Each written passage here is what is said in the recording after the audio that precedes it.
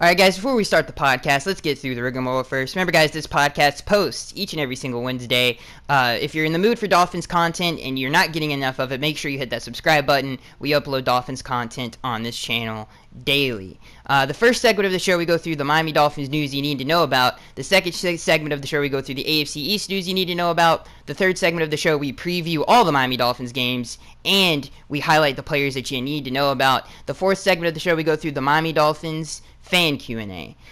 So I'm happy to announce a partnership and a collaboration with the fellow Dolphins content creator, DolphinsTalk.com. It's the #1 Miami Dolphins fan site. They have former player interviews on their on their website, and current player interviews on their website. They also write really good article pieces on everything you need to know about the Miami Dolphins. So if you're itching for even more Dolphins content, make sure you go to DolphinsTalk.com. I will also be posting my podcasts and every other thing that I do on this YouTube channel on DolphinsTalk.com. Remember, guys, it's the #1 fan site on the internet for Miami Dolphins fans.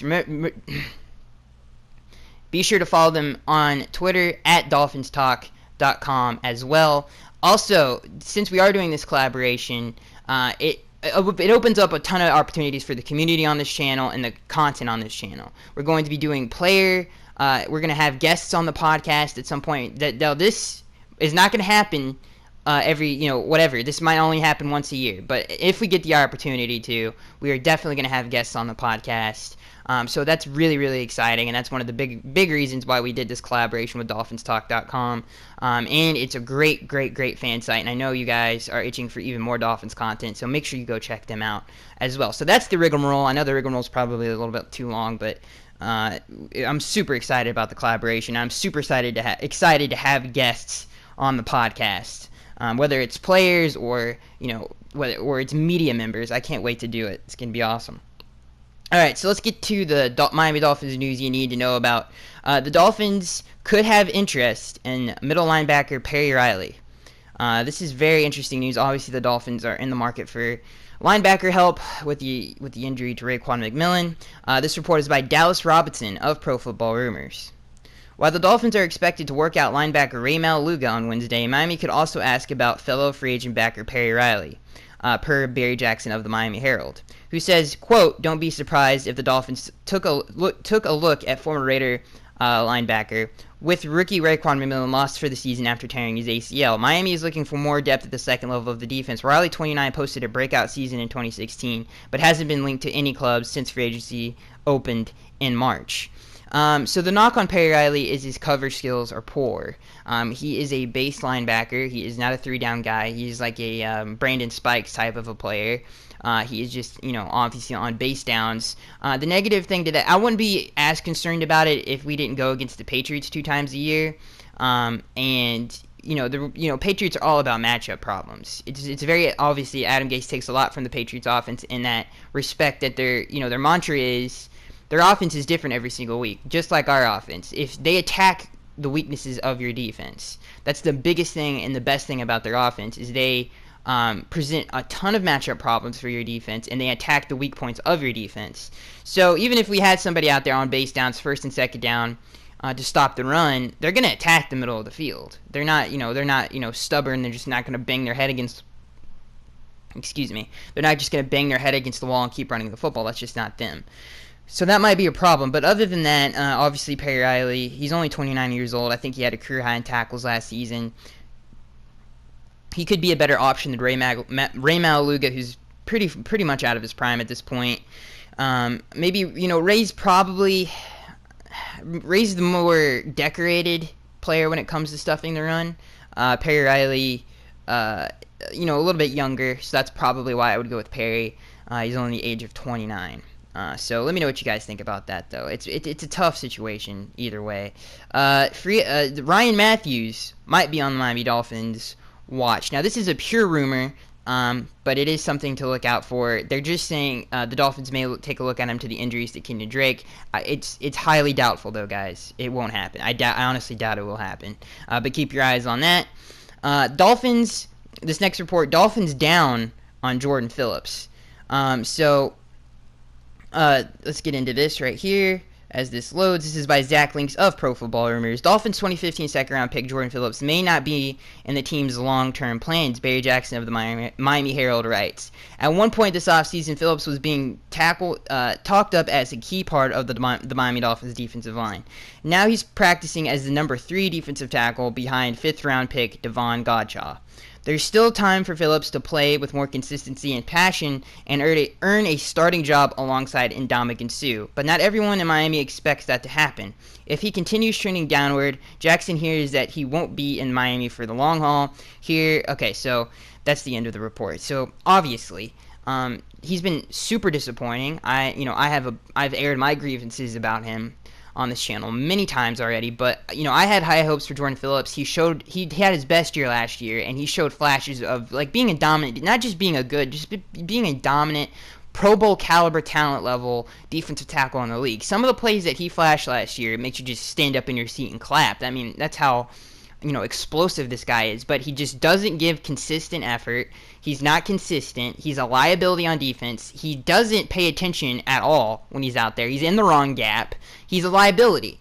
He doesn't. It's almost like he doesn't care and he doesn't give effort. That's the knock on Jordan Phillips. He just doesn't have a high motor, and that's the problem with him. I don't know why. I really don't know why, but maybe he just doesn't like playing football. I don't know what it is.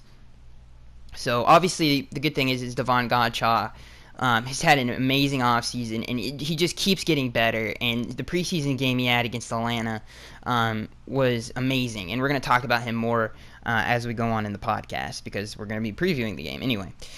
So this next story, Dolphins work out middle linebacker Ray Maluga. A lot of stuff has been happening in Dolphins world lately. This report is by... It is loading, I apologize. It is by Zach Links of Pro Football Rumors. The Dolphins are taking a look at linebacker Ray Maluga, according to Barry Jackson of the Miami Herald.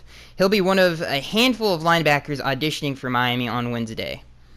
Maluga, 30, spent 8 seasons with the Bengals before being released in March as a cap casualty. He was a serviceable starter for most of his tenure in Cincinnati, but he was on the field for only 326 snaps in 14 games last year. He rated as the 3rd worst linebacker in the league, according to Pro Football Focus. Still, it's possible that the USC product could turn things around this year, and the Dolphins want to leave no stone unturned after losing 2 linebackers to season-ending injuries, including Koomisi and Raekwon McMillan. So if this happens, I'm not going to be too upset about it. It's obviously not the most ideal thing in the world. These guys, there's a reason they haven't been picked up. And I'm not going to sugarcoat it. They're just not the same players that they used to be. And obviously the Cincinnati Bengals defense really struggled last year. It fell apart. He's not the same Ray Maluga that he was when he was 28. He's just not the same player anymore. Same thing with Perry Riley. There's a reason the Raiders went for Jelani Jenkins over Perry Riley. These players are not ideal. These are stopgap players like Jason Jones, which is not a good thing. I would rather go with the depth that we already have on the roster. I love Neville Hewitt. I don't know why we won't just start him on the outside. So yeah, I hope the starting lineup is Neville, Lawrence, and Kiko. Neville's had a great camp. He's looked amazing. He was going to be the starting linebacker in the nickel package anyway because he's probably the best coverage linebacker on the dang team. That's how he's a super athletic, explosive guy. And he's had his best camp by far. So I think those 3 should be the starting linebackers, Neville Hewitt, Kiko, and Lawrence. You can play Kiko in the middle or Lawrence in the middle. It doesn't really matter.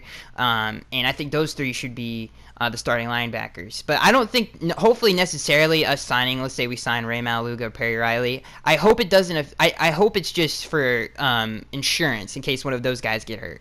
I hope they don't start or on base downs they start at all. I hope that those 3 guys, even on base downs, are the starters. Because I think it's just a more talented lineup and it's a better lineup overall. So that's something to keep your guys' eye on. It's a whole situation. The Dolphins better make the right decision because it's very important that we do. Support is by Zach Links of Pro Football Rumors. Dolphins cornerback Tony Lippett is lost for the season. Coach Adam Gase told reporters on Tuesday morning the 3rd-year pro suffered a torn Achilles during practice on Monday, and doctors confirmed that the team's worst fear was true. Last year, Lippett started in 13 games for Miami. This year, he was slated to play a big role once again, though he would have to play behind Xavier Howard and Byron Maxwell in the pecking order. So obviously, this is a significant injury. He grabbed 4 interceptions last season. He was a big part of why we made the playoffs because he steps up so big. People forget he was the backup corner coming in because of injuries. And he stepped up in a big bad way last season, and he played tremendous. And obviously, his transition from receiver to cornerback is one of the best transitions I've ever seen in my life. I mean, it's been pretty significant of how he's been able to play at a high level at the cornerback position, and he played at a high level at receiver in Michigan State. So it's pretty amazing. He's a tremendous athlete. He fits our scheme to a T. He is a tall, physical, long corner, and that's what the Dolphins want in their cornerbacks, and he fits that to a T. The good thing, again, I've said this before, but the good thing about this is he's not a starter. Obviously, it's going to hurt depth on this roster, especially since Xavier Howard and Byron Maxwell have had terrible injury histories. Byron Maxwell missed a significant amount of time last season, missed the playoff game, missed like the last 4 games of the season, 5 if you count the playoff game. I think it was a groin injury. So Byron Maxwell, he's prone to injuries, and so is Xavier Howard. So that's why Tony Lippett is so important. Not because he starts, but because we have 2 starting cornerbacks that have injury histories. So hopefully they can stay healthy for at least a good chunk of the season. If not, we're gonna have to lean on young players like Cordrea Tankersley or Torrey McTyer out of UNLV. I don't think Werner is gonna start on the outside. It's obviously he's a former Pro Bowler. He's capable of doing it, but I think we need to get him ready for that slot position. And God knows we don't want Bobby McCain starting on the outside as well. So I think it should be between those two, Cordrea or Torrey. If one of those two, if Byron or Xavier went down, I think we should start the young players. But obviously that would be not the greatest. It wouldn't be the most ideal situation, because they're young, and obviously veteran quarterbacks would attack them. But I hopefully those two let's just hope those two can play for the rest of just a good chunk of the season, Byron and Xavier, because they're really good players, and obviously the last thing we need to do is get them hurt. So let's move on to the AFC East news you need to know about. So for today, we're not going to go through Patriots news or Jets news. We're just going to stick with the Buffalo Bills, because obviously a ton of stuff happened with the Bills that we need to go through. And Bills trade Sammy Watkins to the LA Rams. This is reported by Dallas Robinson of Pro Football Rumors. In a blockbuster trade, the Bills have sent wide receiver Sammy Watkins and a 2018 6th-round pick to the Rams in exchange for cornerback E.J. Gaines and a 2018 2nd-round pick, Buffalo announced. This is huge news. If you're a Dolphins fan, you should literally stand up and clap and cheer. I've heard the argument, the Bills are preparing for the future. They're collecting picks for the 2018 draft. That's all fine and good. But they had a good team already. They had a good enough team already. I don't understand, like Sammy Watkins. So if they give up a first, they're getting a 2nd-round pick and E.J. Gaines for him. Sammy Watkins, I know he hasn't been able to stay healthy, but this man is a legitimate number one outside receiver who can be a top 5 guy in the league. I don't think there's any outside, at least X-receiver, who can stretch the field like he can because of his speed, and he's a great route runner. He's just a threat. You can draft all the 2nd-round picks, 1st-round picks in the world. I think Sammy Watkins is a huge loss. I mean, obviously you pick to draft people like Sammy Watkins. And, that's what the draft is for God's sake. You're trying to improve their team. I think their team got worse. Now, I can't judge whatever they do in this draft yet. They could totally, make 1,000 times. We can only judge what's happened now. I think, this is a terrible trade. I would never trade Sammy Watkins, even though he can't stay on the football field. I think he was you talk about a scheme fit. Sammy Watkins in that high-powered run attack, it's so hard to bring an extra guy in the box with Sammy Watkins starting on that football team, because he is such a good route runner with that kind of speed that he can strike at any moment. How many times has Sammy Watkins scored a touchdown on our defense because of a go route or a double move? It's happened a jillion times. I don't know who's going to stretch the field down there in Buffalo anymore. They lost Marquise Goodwin. They lost Sammy Watkins. We're going to get into the other trade where they traded for Jordan Matthews here in a second. But I mean, this is it's interesting. They needed the Bills need receiver help. Obviously, they drafted Zay Jones in the draft. They, picked up Anquan Bolden.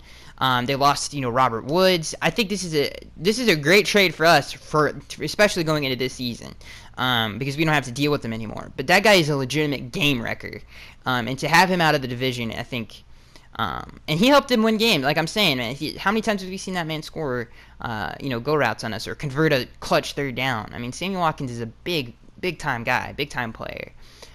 So I'm glad he's out of the division. As a Dolphins fan, I'm so happy that he's out of the division. But I mean, obviously, we can't speak on to what the Bills are going to do with those draft picks. But they have stocked up on draft picks with the trade with the Chiefs. Obviously, they have, I think, 2 first-round picks next year. They might actually have 2 second-round picks next year. So, or maybe, yeah, they do have 2 second-round picks next year. So, they did stock up on draft picks. So I guess that's what they got from Sammy Watkins. When we have yet to see what they can do with those draft picks. But listen, Brandon Bain, he's been the new GM for the Bills. A lot of praise. He did a lot for Carolina down there for the Panthers, but that organization is one of the most dysfunctional organizations in the league. And now I know that might sound like, oh, you're just a Dolphins fan, a Dolphins fan hanging on your rival, the Bills. I'm not. Tyrod Taylor, it's a crapping fact. Tyrod Taylor, they didn't even trust him of being their guy, their quarterback. He was so close to being cut this past season because the owner didn't like him. And obviously the coaches pretty much two-faced Tyrod Taylor, saying, oh, no, we actually did like him, it wasn't our choice, all that other stuff. Firing Rex Ryan, who I thought was building a pretty good defense and building a pretty good team. And they lost all of that, and they're starting all over again. I don't know. It just seems like a mess down there in Buffalo. I don't know what they want to do. I don't know how they want to build their roster. Are they in the market for a quarterback? Do they believe in Tyrod Taylor? All of those questions seem like a no to me. And it seems like this football team's in just all over the place right now. All right, so let's go on to the next thing that the Bills did. So again, I'm not trying to hate. I doubt any Bills fan is listening to this anyway, but it's just, I'm not blind hating. I'm not, ignorantly hating on your team. I'm just, it is what it is. It doesn't suck. It doesn't suck for me as a Dolphins fan, but it just seems like it's dysfunctional. So yeah, the Bills acquire wide receiver Jordan Matthews. This is by Dallas Robinson of Pro Football Rumors. The Bills have announced their second major trade of the day as they acquired wide receiver Jordan Matthews and a 2018 third-round pick from the Philadelphia Eagles in exchange for cornerback Ronald Darby. So this is a very interesting trade. Jordan Matthews is more of a possession receiver. He is not a deep threat. He is, however, if he is on a one-on-one in the end zone, I wouldn't doubt that he would come down with it. I've seen him do it a million times. Jordan Phillips is he's got great hands, but he's not a deep threat. He's not, I don't think he can, straight up take over a game like Sammy Watkins can to that level where it can just completely change what your defense has to do against an offense like that. Obviously Tyrod Taylor's strength is his arm. He's got a tremendous arm, and he's got tremendous deep ball accuracy. And, that's not what Jordan Matthews does. He's more of a possession receiver. So I think they definitely downgraded. I don't think Jordan Matthews is a number 1 wide receiver. I think he's a really good number 2 receiver. I've praised Jordan Matthews in the past because I think he's underrated, and he is underrated, but he's not a number 1 receiver. So they didn't upgrade in that position. They got rid of a really good corner in Ronald Darby. Not really good, but a pretty good corner, Ronald Darby, who got a lot of praise from some former Buffalo Bills. So interesting trade there. I like Jordan Matthews. I'm not going to criticize him too hard on that one because they needed a receiver, but they definitely downgraded. And that's no disrespect. Like I said, I like Jordan Matthews. I was a big fan of him when he was in Philly. I thought he was criminally underrated. But he's just a really good number 2 receiver. All right, so this next news story is the Bills might trade Reggie Ragland, which is obviously convenient for us because if they want to go ahead and send the second-year player over to us, this is reported by Dallas Robinson of Pro Football Rumors. Let's see here. Okay, expected to battle for a starting role, Bills linebacker Reggie Ragland is now playing with the club's third-team defense and is now behind both Preston Brown and free agent addition Gerald Hodges on Buffalo's depth chart. According to Mike Rodak of ESPN.com, as such, it's convincible the 2016 round pick could be a trade asset. So obviously he dealt with injuries last season. He was a second-round pick last year or 2 years ago in the draft because he's not a three-down player. I don't know if he can. I don't think he can be a three-down player, but he's a really good. He's very much Dante Hightower. He's very much Dante Hightower. Very, very, very similar playing styles. Dante Hightower, not the greatest in coverage. Dante Hightower has never had an interception in his career. Okay, so that's what Reggie Ragland is. He's basically Dante Hightower, and that's something that the Dolphins need. Now, would they trade him within the division? I honestly doubt that. But he, he's had injury history. Something to keep your eye on because he is 25 years old. If the Bills decide, hey, because they are trade happy and they want to restart and remake this football team, it's not out of this world that Mike Tannenbaum calls the Buffalo Bills up and says, hey, I'll give you a late round pick for Reggie Ragland or something like. They might want a little bit more for him, but he's their third string linebacker for God's sakes. But he's very much he reminds me of Dante Hightower. So that would be a tremendous recovery for the Dolphins if they were able to get their hands on Reggie Ragland, and that is definitely something that we should keep our eyes on as Dolphins fans. I'm losing my play. Okay, the next segment of the show is we preview Thursday night's game against the Baltimore Ravens, and we highlight players that you need to know about. Okay, so here some of the players that I think are must watches. I think we have to start with the two obvious ones, and we'll start with Jay Cutler. I'm really depending on, it hasn't been announced yet how many starters are going to start in terms on the offensive line. I don't think Juwan James is going to play. Laramie, I think, is going to play. Mike Pouncey actually has a really good chance to play. Drummond's going to play. I really want to see Eric Smith with the ones because he had such a great performance against the Falcons last game. I really want to see what he can do against the ones of the Ravens. So if Juwan can't start, I would like to see Eric Smith in there because he had a tremendous game against the Falcons. He really did. I think he was an absolute beast at the tackle position. And obviously the undrafted rookie out of Virginia. That would be amazing if we could have somebody like that backing up Laramie and Juwan. Especially Juwan, who's had a terrible injury history. So very valuable. I want to see Eric Smith a lot. But Jay Cutler, depending on, obviously, he's going to get, I'm assuming he's going to go against most of the Ravens starters. I know Marlon Humphreys is going to play a lot. Eric Weddle, some of those guys, Terrell Suggs, some big names there. It's going to be interesting to see what he does against that defense, especially since the Ravens have given us a lot of trouble in the past. A lot of trouble. They're a huge obstacle to overcome in terms of us getting into the playoffs. If I don't even want to bring up some of the games that we've lost against them that have really hurt our chances of getting into the playoffs, but those are some tough memories. But they've been a big hurdle for our team, and it's going to be interesting to see how Jay Cutler performs against that. And I really cannot wait to see what our offensive line does against that defensive line. I can't wait to see what Laramie does. I think Laramie, and I hope, I want to see Eric Smith or Juwan James out there, but our lines have really struggled against the Ravens.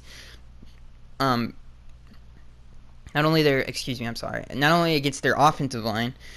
Excuse me, I got to burp again. Excuse me. Not only against the offensive line, our offensive line versus the defensive line have we struggled, but our defensive line against their offensive line. They have been, in terms of attacking the weaknesses of our defense, perfect at it. They attack the middle of the field. They get the ball out of their hands quick. They attack our linebackers with their tight ends. Their running game destroyed us last year. I want to see our defensive line I want to see our defense stand up to this Baltimore Ravens offense that, like I said, has really exploited the weaknesses of the Miami Dolphins defense. So I think this is a great test to see if the Dolphins defense has improved from last year to this year. I think this is a great test for that. And again, on the offensive side of the football, we got to be our offensive line has to do a better job of run blocking against the Ravens defensive line. They're one of the best rushing defenses in the league. Obviously, Brandon Williams is a great nose tackle.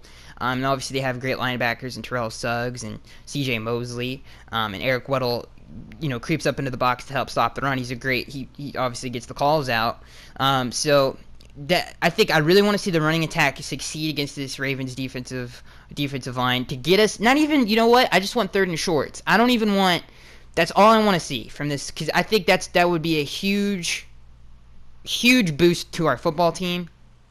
Again, because of the struggles we've had against this football team in those areas, I really want to see that. I really want to see the tight ends. in this game. I really want to see. Oh, I'm getting away from Jay Cutler. I want to see Jay Cutler move the football with the ones. I want to see the chemistry with Jay Cutler with Devontae Parker, Kenny Stills, Julius Thomas, Devontae Parker, Juice Landry. I want to see everybody make plays on the offensive side of the football. I want to see. I hope we see some deep shots because that's what Jay Cutler, in my opinion, is best at.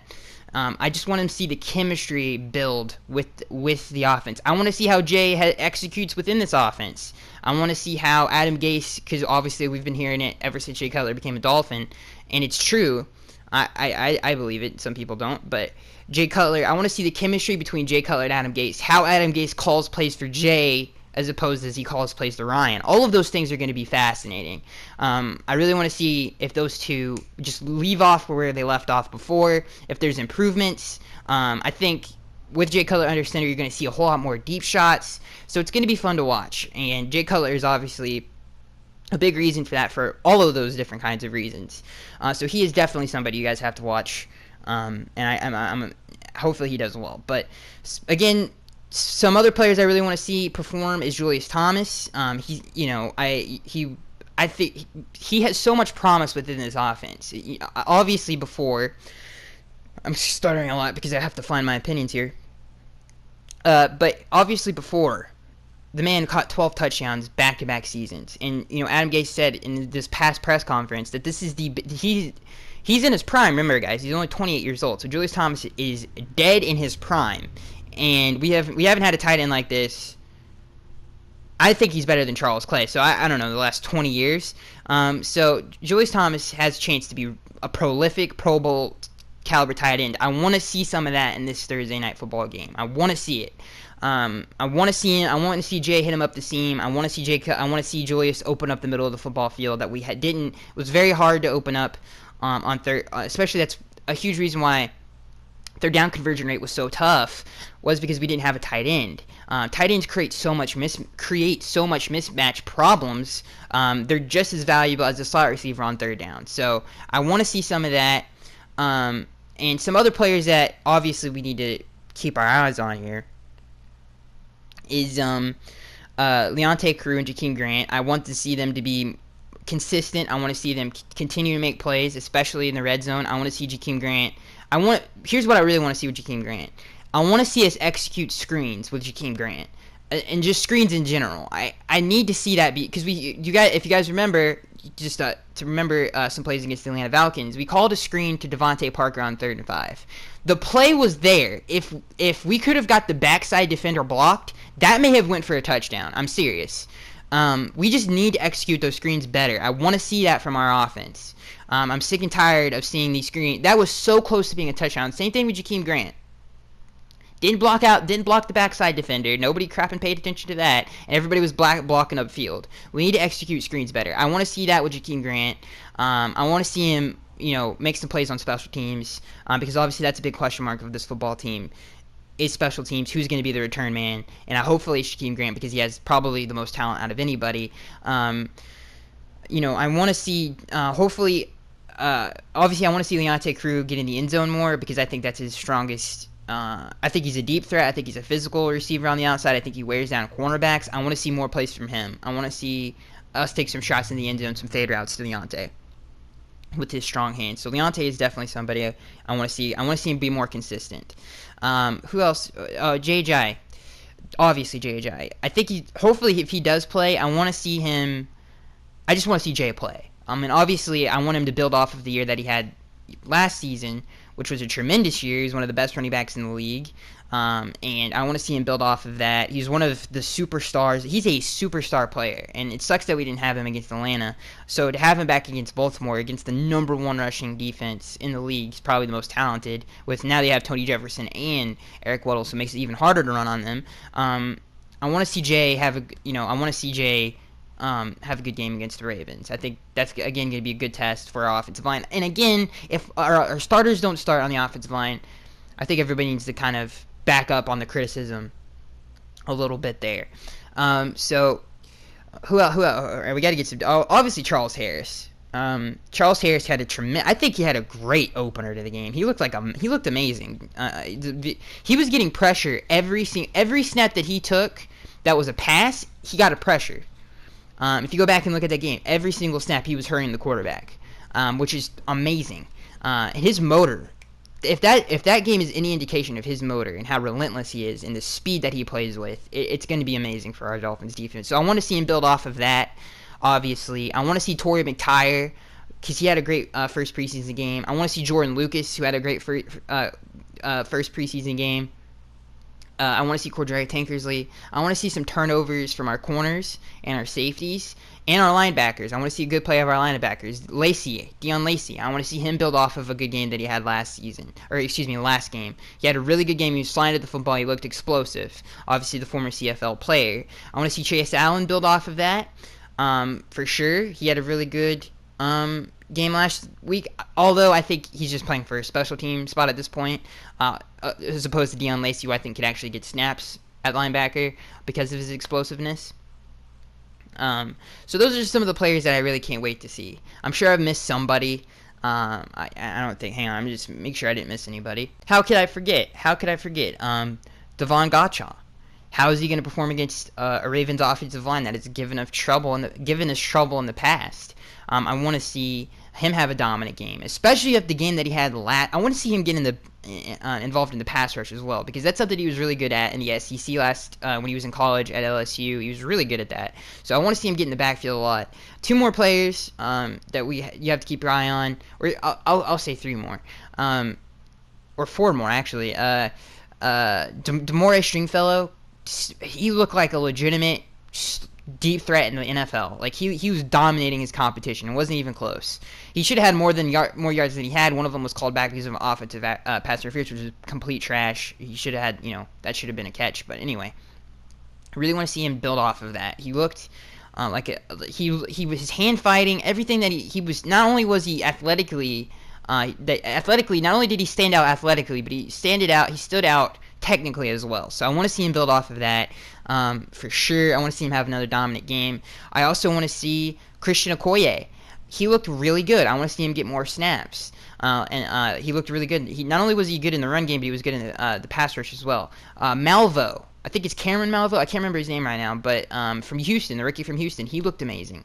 Especially he got the only sack of the night last week. And obviously Terrence Fede. Terrence Fede has looked a whole lot better than he has in the past. He looked really good against the Falcons. I want to continue to see him build off of that. That's definitely some other because obviously that defensive line competition is tremendous. In terms of the starters that I want to get in really quick before we move on, I really want to see more pass rush. I felt like it was kind of disappointing last week. That was one of the things that I took away from the game that was really disappointing for me, is the pass rush didn't show up. And in training camp, it's been amazing. So I hope that it shows up against the Baltimore Ravens. It showed up when Charles Harris was on the field, but even if we don't get a sack, I just want to see some hurries. And I want us to continue to build off what we saw against the Falcons in terms of a rush defense. I thought it looked amazing. I thought, again, William Hayes is somebody you guys got to look out for. He looked amazing in last week's game, but I really don't expect him to drop off. He's been so consistent over his career. I expect that from William Hayes. So I want to continue to build off of that rush defense for sure. And obviously I think the headliner to that game is definitely the chemistry between Gase and Jay Cutler, and how he calls games differently with Jay Cutler under center. I think it's going to be very interesting. If it's anything like he did in Chicago, they took a lot more deep shots in Chicago. And I don't mean just go routes. I mean like deep posts, deep crossing routes, all those kinds of things. A lot of seam routes ran. So definitely, and we saw that with Tannehill last year with Deion Sims. A perfect example of that is the touchdown against the 49ers with Deion Sims making a move on the line of scrimmage, and he just beat his guy. I want to see some of that from Julius Thomas as well. So let's move on to the Miami Dolphins fan Q&A, which is amazing. I guess I know I hate in podcasts when people rambling on about stuff that you don't care about, but I guess we're 30 minutes. If you've made it, you're 30 minutes in. I just want to. Before we start the Miami Dolphins fan Q&A, I want to let me know how you guys feel about the partnership with Dolphins Talk. I think it's a tremendous opportunity because we can get players on the podcast as guests and do interviews. I think it's a tremendous opportunity for the community on this channel for better content. So I just want to let me know how you guys feel about it. I think it's a tremendous opportunity, but obviously you guys matter the most. And if you go to the Twitter, make sure you say who sent you, and it was me. I don't know, the hashtag rigmarole game or whatever that was in the comment section below. That was a really good one. I really like that. So this first question comes from Brandon. He says, how do you feel about our backup DBs? Are they talented enough to handle the pressure? This is a great question. Torrey McTyer, Cordrea, the only thing I'm worried about is them hitting that rookie wall, which all corners do. Even Darrelle Revis did. The only one I've never seen not hit that thing is Patrick Peterson, and that's a once-in-a-lifetime guy.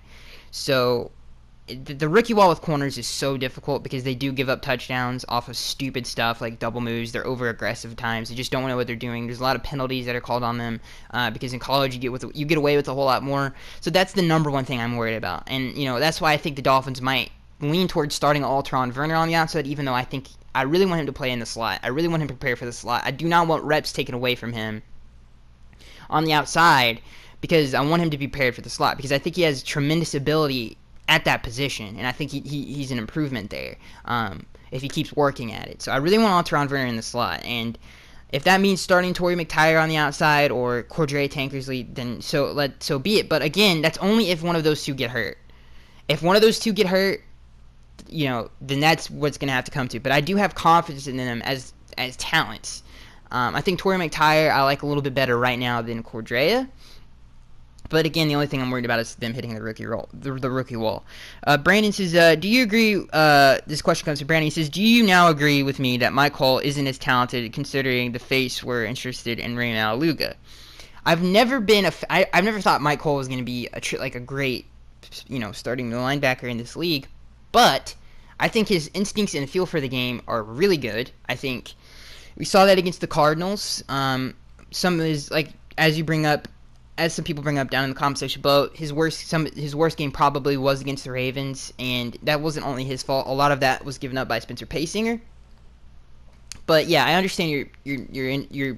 I also have, Mike Hull is not the answer. Let's put it that way. I think he's, in terms of between the tackles. Again, the thing that I like about him the most is his instincts, but his play between the tackles. He's an undersized linebacker, so he's not the greatest run stuffer in the world. He's not physical enough to be that base down guy. Excuse me. So I agree with you. I agree with the fact that he shouldn't be the starter on base downs. He's good for depth. I think for him to come on some downs, his instincts are good enough. He's so smart that he's always in the right spot. So I trust Mike Hull. It's just that I don't trust him with that many snaps at that clip. Justin Lee says, how do you feel about Lafayette Pitts stepping in after Tony Lippett went down? Lafayette Pitts, he's been on the team for a while now. I actually like Torrey and Cordrea more. I think he's a fine corner. Obviously has more experience than those two. Definitely somebody to keep your eye on, but I like Cordrea and Alteron and all those guys. I think I like them a little bit more. Tony Vasquez says, if Miami keeps if Miami keeps catching the injury bug, should we be worried about making the playoffs this year? How much will the current injuries affect us? Okay, so breaking down the injuries and how it's going to affect the team. Tony Lippett, I think, is the least significant one because we have two starters in place ahead of him already. So it's not that tough of a blow to take. And I feel like if those two can stay healthy, the guys behind him can definitely play. They definitely could play good enough at a relief role. I don't think we're going to take that big of a hit with Tony Lippett. Now with Raekwon, I think that's the most significant injury because it's the hardest to recover from. With Ryan, I think that was a huge injury for a lot of different reasons. But with Raekwon, we just can't. I mean, what are we going to replace him with? We just don't know. And I think that's why it's more significant is because how are we going to recover from this? How is the lineup going to look? We just don't know any of that yet.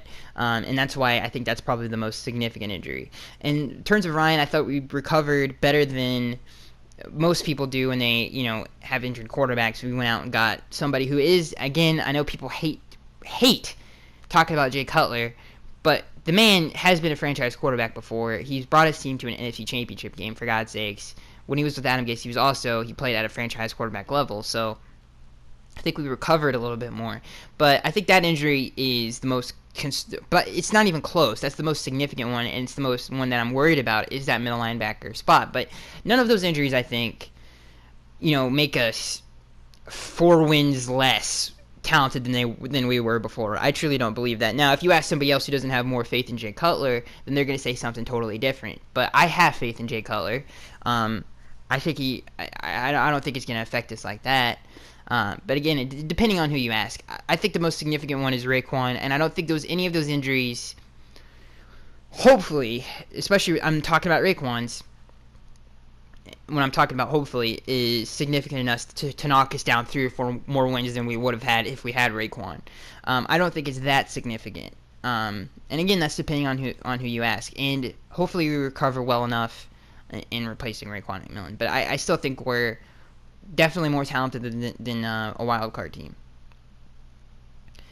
Jacob B says, why did Miami not get any effing compensation for Vance Joseph? I know that was cringeworthy when I said that, the effing thing, but we don't cuss on this podcast. No, I'm just joking.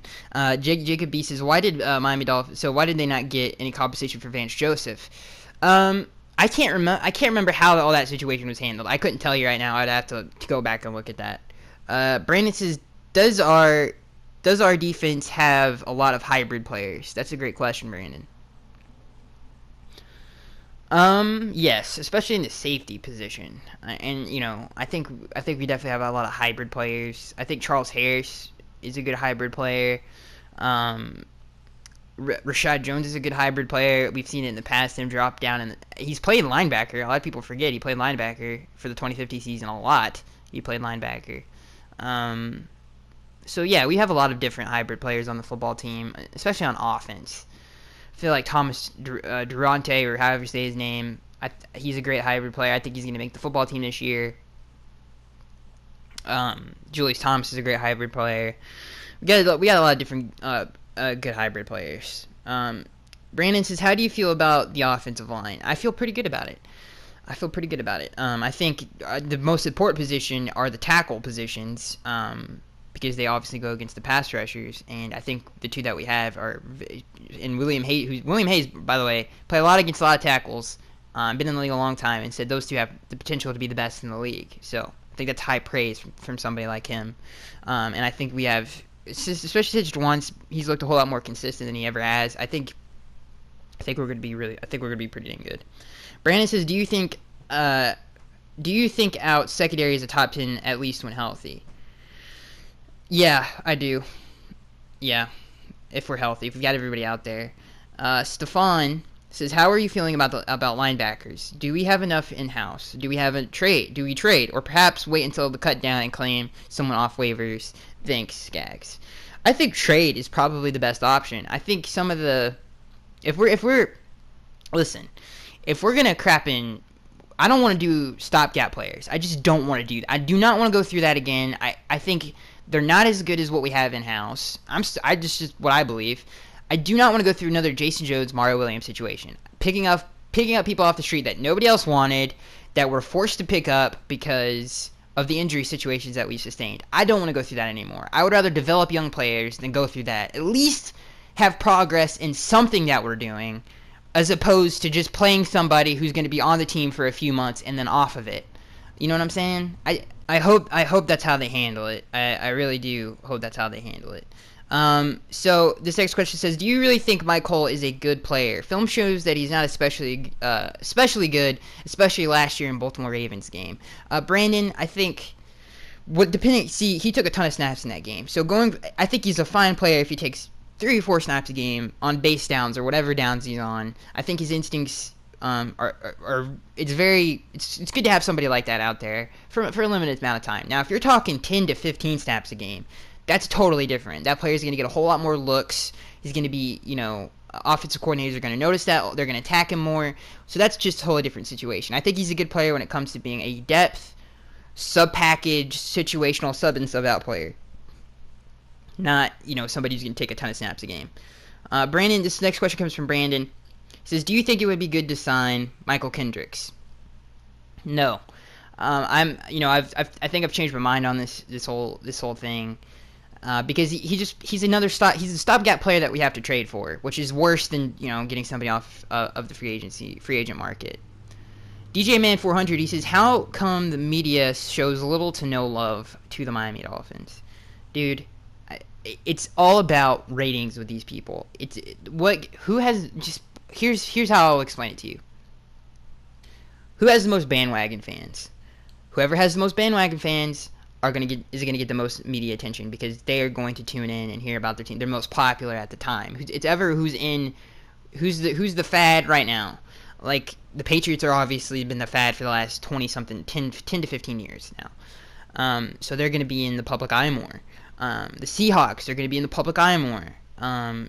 It's just how it goes. It sucks, but it's how. Listen, if we go crapping 17-0, we're going to be in the public eye every single year. That's all they're going to talk about. Is who's going to be able to take down the Dolphins? Who's going to be? That's just how it goes.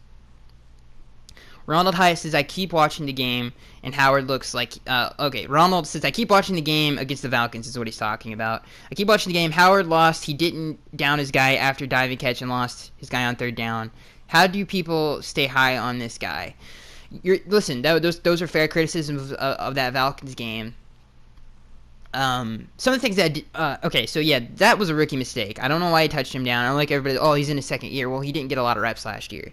He was injured for most of the season, so that was weird, but I'm not concerned about it. And he obviously he just let up, I think, 2 catches maybe. That's not, I'm not too, nothing, I don't think it's anything to be concerned about. The thing that I didn't like is he didn't get his hand, on the ones that he let up, he really didn't get his hands on them. And that's what he's best at, so that was weird. I thought that was, I don't know, maybe he was confused, maybe he didn't know the call, I don't know. It just looked weird to me. It's your boy E. He's this question comes from It's Your Boy E. He says, I expect Mike Hall to fill in for McMillan. Who you think will get the job, and what's your view on Mike Hall as the starting middle linebacker with Kiko and Lawrence Kiko on the outside? I don't want Mike Hall. Here's the lineup that I want. I want either Lawrence or Kiko, doesn't matter to me, in the middle, and then Neville and whoever on the outside between Kiko and Lawrence. I do not want Mike Hall to be the starting middle linebacker of this football team. I really, because that lineup is better than that lineup. So that's just how it makes sense to me. And I've already said, with Mike Hall taking more snaps, it's just a different look for Mike Hall. He's just not that kind of player. Hi, Junior. This next question goes, hi, Junior. He says, it's your boy E. He's responding to that. So let's see here. This next question comes from Down South Sports Network. He says, do you find it laughable that the media thinks that Jay Cutler is better than Ryan Tannehill, and they assume he will be the automatic starter? In my opinion, I think Matt Moore is better. You're absolutely right. Some things you're absolutely right on. Let's see, hang on. Let me read this question again. He says, do you think it's laughable that the media thinks that Jay Cutler is better than Ryan, and that they assume he will be the automatic starter? In my opinion, I think Matt Moore is better. You're right about how the media reacted and how they just straight disrespected Ryan. I think Jay Cutler is a better quarterback than Matt Moore. That's just my opinion. And, the whole thing with Ryan, I thought was hilarious. I don't take other people's opinions. People take, people on TV's opinions way too seriously. It's just because they're on TV that they, I guess, have a higher... People just take it differently. It's like when your friend comes around and says something stupid to you. It's like, hey, dude, Tom Brady or Peyton Manning's neck is too big or something stupid like that. Like, it's just an opinion. Like, I think his neck's fine. I think it's perfectly normal, but this other guy thinks it's longer. It's just another guy's opinion. You should take media's opinions like that as well. They know just as much as you do. As the person, as the fan, to be honest with you, you know more than they do because you're a Dolphins fan. They don't watch Dolphins games. They don't do any of that. I guarantee you, not one of those guys have seen more than 15 snaps from Ryan Tannehill. So, it's stupid because how ignorant their opinions are. It makes me laugh. It's like, dude, what are you even talking about? That doesn't even make any sense. So, yeah. And the whole Matt Moore, Jay Cutler thing, dude, that's opinion again. I really don't care who you pick. In my opinion, Jay Cutler is better. I think Matt Moore stares down people too much, especially over the middle of the football field. He's a gunslinger as well. He's got a great arm. I think he's a dang good quarterback. I think we have both pretty good quarterbacks that can get the job done. Don't get me wrong. I don't think Matt Moore's bad or anything. DJ Money says, Beast Mode says, will JJ come back like he's never been injured during his first game? Will our talented secondary show up? Yeah, I think so. Hopefully we see that from Jay and the young secondary. Steve says, how worried are you about the O-line with Lawson, Dunn, and Pouncey one play away from being out, and I've heard that James and Tunsil have some minor injuries that could drag on. I feel pretty confident about it. I like how Adams handling the offensive line in terms of, especially the tackles, how he's pacing them, and trying to get them ready for the regular season as opposed to playing them in the preseason. You got to remember, we're still weeks away from the season starting. So he's pacing them. I like how he's handling them, and I'm not worried about the injuries. But I'm actually pretty confident in the offensive line. There's one position that I'm worried on the offensive line, and that's obviously Ted Larson's. And again, that's another play you guys have to watch. I forgot to mention Isaac Asiata. I thought he had a solid game last game. Hopefully he keeps that up. Pat Chiefs. He says, just like Tannehill was a question with his knee, do you feel like I do that? I feel like I do that with Mike Pouncey. Is also a big question mark with his hip injury. Yeah, I guess I could agree with that. It's definitely something that you keep in the back of your mind every play we take a snap. Veronica says, after everything that has happened during this offseason, do you think we can legitimately be a playoff contender and perhaps compete for first in the division? I think, yes. I think we are talented enough. I think we're more talented than a wild card team. That's what I think. And I don't predict things. It's just not my style. Antoine Jackson says, if we trade for Mike linebacker, who would be some good options? I'd answer that other than Michael Kendricks, and I don't think he's a good option, but other than Navarro Bowman, I think Reggie Ragland. I like Reggie Ragland, so I guess Reggie Ragland.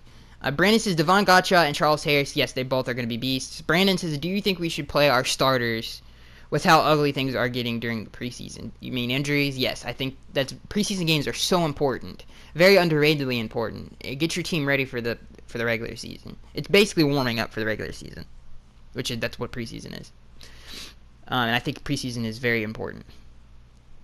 Do you think we will keep more than 6 receivers on our roster this year? I don't know. Obviously, cutting Francis Owusu was weird. I don't know. Do you think, and obviously that had a lot to do with how many we have, do you think we are going to sign a linebacker? There are some pretty good ones still out there. No, I don't think. Maybe. I hope we don't. And depending on who we sign, Zach Orr would be the only one I would sign, and obviously he has a life-threatening injury, so that's not going to happen. Brandon says, do you get the chance to see Deion Lacey? Did you get the chance to see Deion Lacey? I think he can be a seeker, Jim. How do you feel about him? Yes, I agree with you, Brandon. Hopefully he builds, like I said previously in the podcast. I really hope that he builds off of the game that he had last week. He looked explosive and fast. He was just playing. He showed really good tackling skills as well. Which receiver out of Parker, Stills, and Landry will be Jay Cutler's favorite target? I answered this in the fan Q&A. I think probably Juice. Ronald, the game with the Falcons had Storm Johnson at the return position. Has Grant lost a job, and or is he trying to find someone else because all the drops with Grant? No, I don't think so. I think Storm Johnson looked really good on kickoffs, which is really good. Remember, Jakeem didn't take kickoffs last year. It was he took some, but mostly it was Kenyon. And maybe that had something to do with the drops, but I think had something just because Kenyon was also very, very good at returning kicks. Dwight Keller Williams. This question comes from Dwight. He says, I think we still have a pretty good defense, even if Raekwon's out. What are your thoughts on the defense? Where the defense is going? Excuse me. What are your thoughts on if this defense is going to be great this year? I still think it's super talented. It's a bunch of fast. I think it's way better than it was last year. Obviously, Raekwon was a huge hit. Dwight Keller Williams says, do you think that Xavier's blown coverage against Mohamed Sanu was on him or on the players around him? If you're talking about the outside cut, that was on Kiko because he was supposed to be under it. He was supposed to be under that route in his zone, and he wasn't. I think it was cover 2. Ronald, with Mike Cole being pushed around at middle linebacker, who do you think will unseat Hole? Chase Allen or Burt? Or will Burke move Timmons to middle linebacker and have Riley and Hewitt on the outside linebacker? Gay said both Timmons and Alonzo will stay outside. So do you think... No, he didn't. I don't remember him saying that. He said, do you think the big... I could be wrong. Don't remember him saying Kiko's going to stay on the outside. Maybe I'm wrong about that. But if he did say that, and we're stuck with... I mean, if Kiko's going to stay on the outside, then just move Timmons in the middle. Yeah, just move Timmons in the middle. Start Kiko on the outside, and and Neville. That would be my lineup. I don't know what. Hang on. What is the problem here? Because he said Kiko. He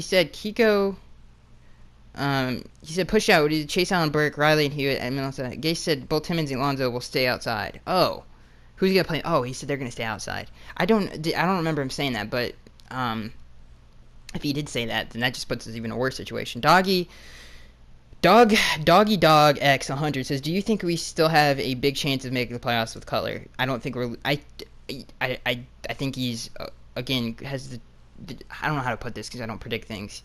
I think I think he has franchise quarterback. I think he can be a franchise quarterback under Adam Gase. Doggy says, do you think we should start Matt Moore over Jay Cutler or the other way around? I think Jay Cutler should be the starter. Do you think?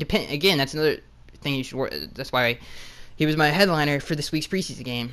Doggy Dog says, do you think Jay Cutler can be our franchise quarterback and take over Ryan Tannehill's job? I don't know about that. Hey, Scat, I think he could be a franchise. I don't know if he's going to take Ryan Tannehill. Quick story, because this podcast is we're almost done here.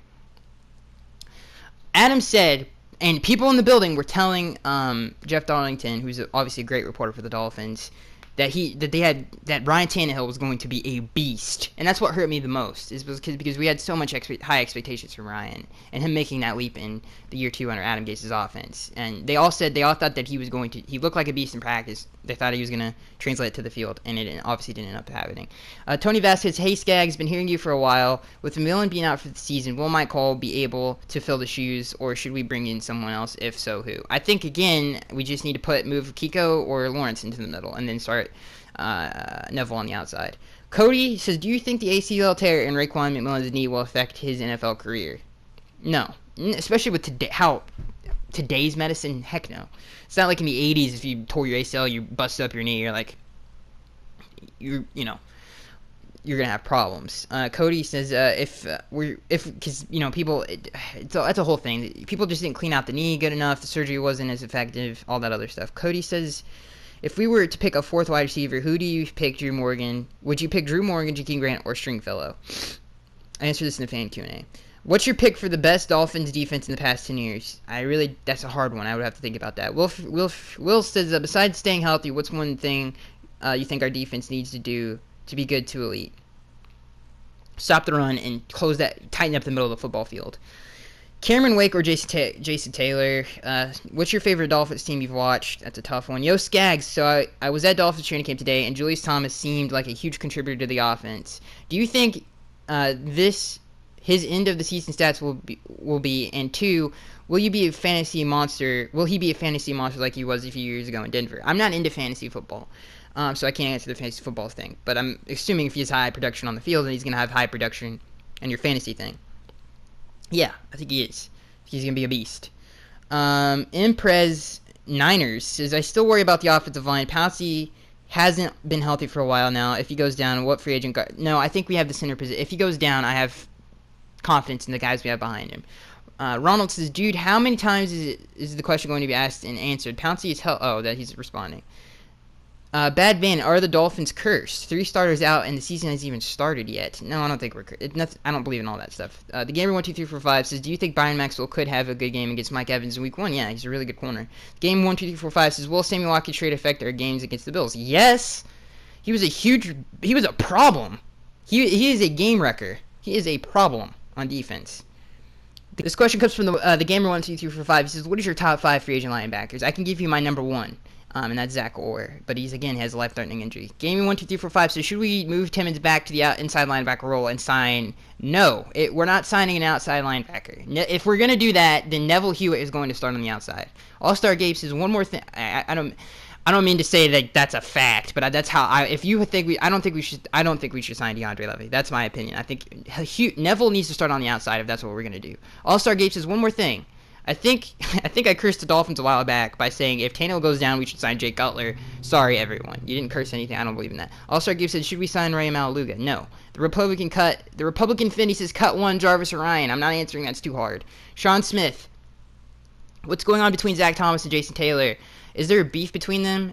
Why else would Zach miss his Hall of Fame ceremony? I don't know anything about that, and that's depressing. If that's true. That is depressing. Mikhail Hansen says, do you think Tannehill will be our starting quarterback next year? Could it be possible? Yes, I think Tannehill is going to be the starter. Mikhail Hansen says, do you think we'll be a starting linebacker besides Timmons and Kiko? will be their solid linebacker. And do you think we should make a trade for someone? Yes, if we go outside, I think trade is probably the best option. Bobby Costas, I love the name. Do the Dolphins have depth at the linebacker position to replace Raekwon McMillan talents, or should they? Yes, if they move Neville to the outside. Well, guys, we're out of time. This has been your podcast for this week. I hope you guys enjoyed. We might have to do 2 a week. Let me know if you like that idea. I'm Skags1383. I am Skags1383, and I'll see you guys in the next one. If you're watching this on DolphinsTalk.com, make sure you visit my YouTube channel on Skags1383. And guys, please go check out Dolphins.com, and I'll see you guys in the next one.